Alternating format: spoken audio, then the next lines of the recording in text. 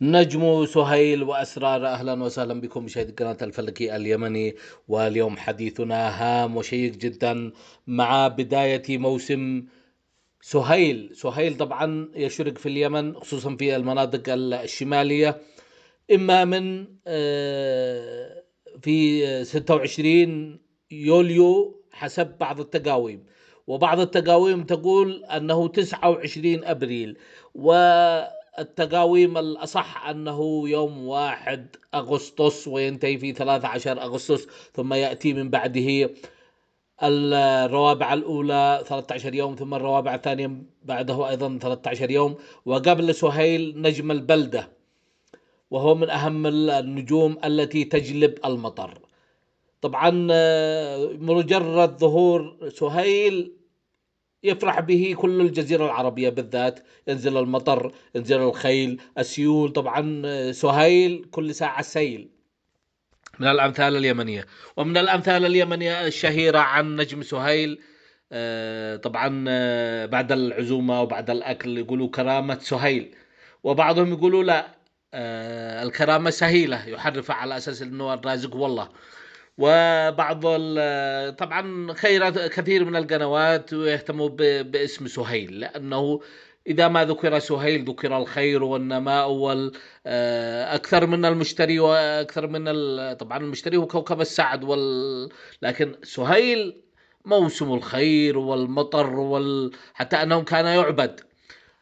طبعا نأتي بمعلومات علمية لكي تكون الحلقة ثرية، حلقة لها طعم وشم وفائدة. طبعا هذه الحلقة هي من اقتراح أخي ثائر القعود أبو دعام الوردي، وأنا أشكر له الشكر الجزيل.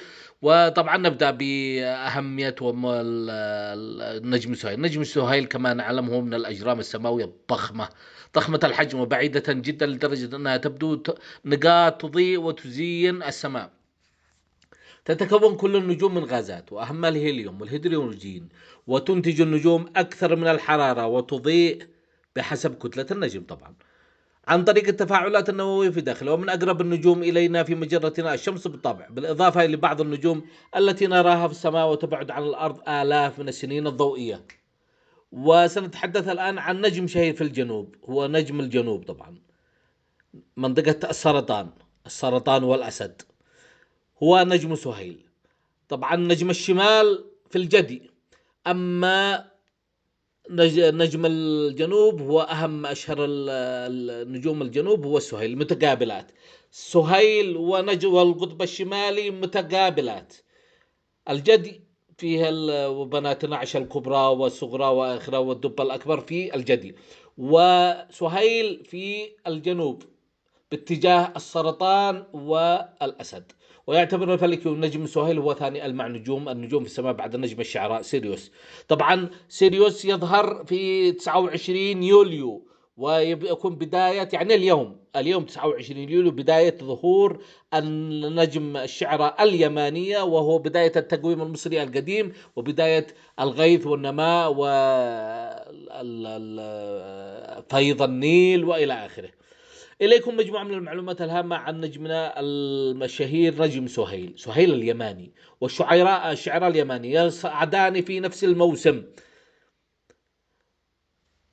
الشعراء في الشعراء اليمانية في 29 يوليو، وسهيل في 1 أغسطس، يعني بينهما يومين، والاثنين علامة على الخير والنماء والمطر. نجم سهيل يصنف الفلكيون نجم سهيل مع أشهر النجوم المعروفة منذ القدم في الحضارات المختلفة، وسماه البعض بالنجم كانوبوس، وهذا الاسم هو القائد الدفة في سفينة الملك مينالوس في إحدى ملوك إسبرطة في عصوره الذهبية. السبب الحقيقي في تسمية كانوبوس إلى المدينة القبطية في شمال مصر، فكلمة كانوبوس مشتقة من اللغة القديمة المصرية القبطية، والتي تعني الأرض ذات اللون الذهبي. يرجع ذلك لأن النجم سهيل اليماني كان يظهر بالقرب من الأفق على مد البصر في منطقة المدينة المصرية القديمة. وتسمية نجم سهيل تعود إلى أصل سهل في اللغة العربية، وتصغيره مشتق من كلمة السهولة. يمكن رؤية نجم سهيل بصورة واضحة في نصف الكرة الجنوبي، المدار السرطان ومدار الأسد. يمكن لبعض سكان المناطق الجنوبية من نصف الكرة الشمالي رؤيته بشكل خافت في بعض الأوقات من العام. يبعد نجم سهيل عن كوكب الأرض حوالي 64 سنة ضوئية. أظن 64 ألف سنة ضوئية وليس 74 سنة فقط ضوئية. يتوقع العلماء أنه من النجوم الساخنة، إذ أنه أسخن وأضخم من الشمس، بالإضافة إلى أنه أكبر منها. موقع نجم سهيل ورصده يعد سكان نصف الكرة الأرضية من الأشخاص الذين يستطيعون رؤية نجم سهيل بصورة دائمة. ولا يرتفع نجم سهيل عن الأفق للمناطق الواقعة شمال خط العرض بمقدار 37 درجة باتجاه الشمال، ويمكن رؤيته في الولايات المتحدة الأمريكية، إذ يمتد من ولاية فيرجينيا ثم غربا باتجاه كنتاكي فكولورادو، وبعدها إلى سان خوسيه، وجنوبا حتى سان فرانسيسكو. ويتضح ظهوره في الأجزاء الجنوبية من الولايات المتحدة الأمريكية في فصل الشتاء. احنا يظهر في فصل الصيف. الشتاء طبعا معروف أنه فصل الجدي، والصيف الأسد والسرطان. طيب، ويكون ظهور نجم سهيل واضحا خلال شهر شباط، حيث يكون في أعلى مستوياته عند الساعة 9 مساء. أهمية النجم، طبعا نجم هام جدا. استعمالاته كدليل، وأهميته في القدم يستخدم كدليل للتحكم في وقوف المركبات الفضائية، وذلك بسبب بعده الزاوية عن الشمس، بالإضافة إلى أنه أحد النجوم الساطعة مقارنة مع غيرها من الأجرام السماوية القريبة. وكان يستخدم نجم سهيل في تحديد مواقع القطب السماوي الجنوبي. والقطب الشمالي قلنا النجم القطب الشمالي ومجموعة الدب الأكبر وبنات 12. أهميتها الآن في الوقت الحاضر، إيش أهمية سهيل؟ يحدد ظهور نجم سهيل بوقت دخول الفصول الأربعة، واعتاد المزارعون على ظهوره لمعرفة موعد هطول الأمطار كما يحدث في اليمن، وذلك من أجل تحديد موعد زراعة البذور، وعن طريقه يتم تحديد مواسم الصيد والسفر، ويساعد في تحديد أوقات الحرارة والبرودة. وخصائص النجم أنه، أي نجم سهيل، أنه طبعا نأتي أن نتكلم عن الخصائص الفيزيائية. يوجد بعض الخصائص الفيزيائية لنجم سهيل، أنه يتميز عن غيره أنه من النجوم الساطعة، ويعد من النجوم العملاقة ذات اللون الأبيض مثل السرطان، مثل القمر يعني، المائلة للصفرة. يبلغ حجم النجم 65 ضعف حجم الشمس، يعني حجم هائل. تبلغ درجة حرارة سطحه حوالي، طبعا مساحة شاسعة، الرقم كبير جدا، أكثر من 8 أرقام، ومقارنة بالشمس، والتي يعني أضعاف أضعاف أضعاف أضعاف حرارة الشمس ب85 ألف ضعف بالشمس، والتي تبلغ حرارتها 55 درجة مئوية، يعني 55 ألف درجة مئوية. لكن السهيل 85 ألف ضعف، وتزيد كتلته بمقدار 8 أو 9 أضعاف عن كتلة الشمس. وصل نجم سهيل إلى آخر عمره، يعني أنه من النجوم التي يمكن أن تتحول إلى انفجار سوبر نوفا.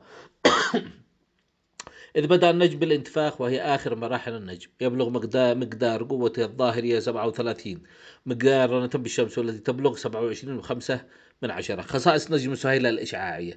يوجد بعض الخصائص الإشعاعية التي تميز نجم سهيل كونه ثاني أسطع النجوم في السماء، وهو يمتلك درجة حرارة عالية وشدة إضاءة أكبر مقدار 13 ألف ضعف من الشمس. ويبلغ سطوعه الحالي نصف مقدار سطوع النجم الأكثر سطوعا في الفضاء، وهو نجم سيريوس.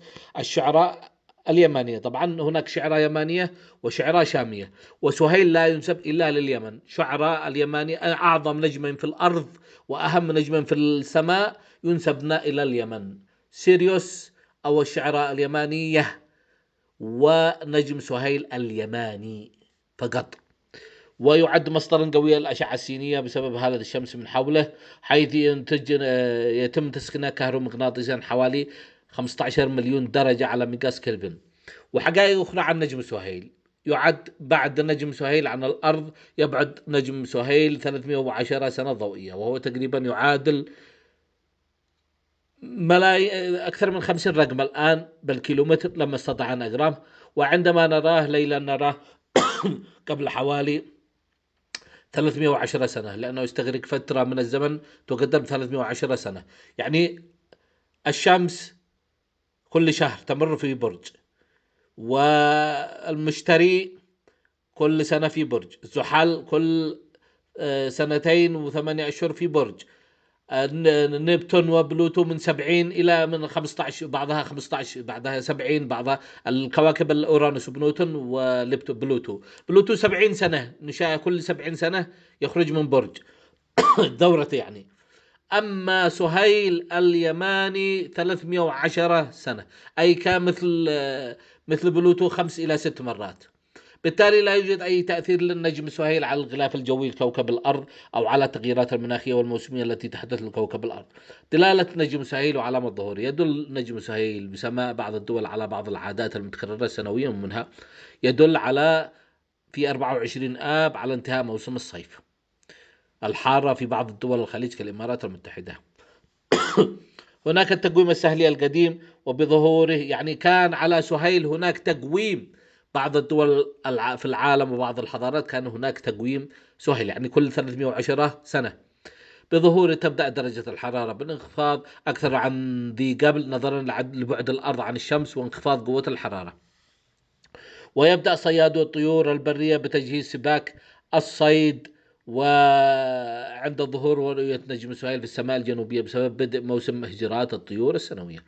يدل ظهور نجم سهيل بالنسبة للمهتمين بالبحر والصيد على انخفاض درجة حرارة المياه، مما يؤدي إلى عودة الأسماك إلى السواحل الصخرية وبدء موسم الصيد البحري. ومعلومات أخرى طبعا نضيف عن نجم سهيل: وصل النجم لمرحلة متطورة وندعوها الحلقة الزرقاء، الزرقاء، وتتميز باستهلاك أكبر قدر من الهيليوم وبدء اندماجه النووي، وانتهت مرحلة استهلاك الهيدروجين من النجم وهي مرحلة العملاق الأحمر وتكوين العناصر الأثقل مثل النحاس والحديد. وتقدر سرعة نجم سهيل بما يقارب 24.5 في كيلومتر في الثانية. وتم تسجيله باسم كانوبوس لأول مرة فلكيا في كتاب المجسطي لبطليموس اليوناني. ولا يمكن رؤية نجم سهيل في دول أوروبا نهائيا أو في دول قارة أمريكا الشمالية لانحناء الأرض ووقوعه أسفل الأفق لديهم. طيب، كيف تشكل نجم سهيل؟ تشكل نجم سهيل كمعظم النجوم من سحب غبار جزيئية منذ ملايين السنين، وموقعه بالقرب مجموعة نجوم العقرب، وساعدت الجاذبية في مركز السحب الغبارية بتجميع الغاز والغبار أكثر نحو المركز لتشكل نجم سهيل كما نعرفه. يتوقع بعض علماء الفلك أن نهايات نجم سهيل تتمثل بتحوله نجم أبيض قزمي صغير الحجم، وذلك بعد حدوث طرد لجزء كبير من طبقاته الخارجية فيما يعرف بالسديم الكوكبي. يطلق على نجم سهيل في دول الصين واليابان باسم مختلف، وهو نجم الرجل العجوز المسن. ويظهر نجم سهيل عند رؤيته بالعين المجردة فقط باللون الأبيض الساطع. ويعتبر الفلكيون نجم سهيل من النجوم متوسطة الخفة، فعلى الرغم من أنه بمركز ثاني أسطع النجوم بعد الشعراء والنجم سيريوس، إلا أنه أخف منه بمرتين. ولا يمكن رؤية نجم سهيل في معظم المواقع في أوروبا. ويملك أهمية كبيرة في مختلف الثقافات والأساطير في شعوب الجنوب بالذات. وإلى هنا تنتهي رحلتنا مع نجم سهيل، أهم نجوم النماء والمطر.